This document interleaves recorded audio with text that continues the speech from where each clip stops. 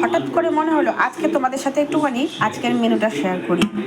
তো এই যে ভাত, এক হাঁড়ি গরম গরম ভাত, শঙ্কর মাছ। এই মাছটার রেসিপি দেবো ভেবেছিলাম কিন্তু হয়ে ওঠেনি, তবে একদিন আমি ঠিক এই মাছটার রেসিপি দেবো। শঙ্কর মাছের গ্রেভিটা আমি একটুখানি এরকম গাঢ় গাঢ় খেতে ভালোবাসি।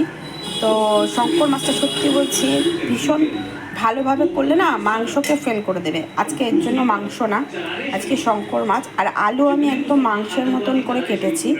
এই যে এই যে এটা হচ্ছে আমার শঙ্কর মাছের আলু, শঙ্কর মাছ আর আমের চাটনি। এই চাটনিটা আমি একবারে করে রাখি আর আস্তে আস্তে করে খাই, তাই জন্য একটু ফ্যাকাটা লাগছে কারণ ওপর থেকে অনেকটা খাওয়া হয়ে গেছে। ব্যাস, আমার মেনু আজকে এইটুখানি, ঠিক আছে? কোনো শাক টাক কিচ্ছু হয়নি। তোমাদের বাড়িতে কী কী মেনু হয়েছে তোমরাও শেয়ার করো।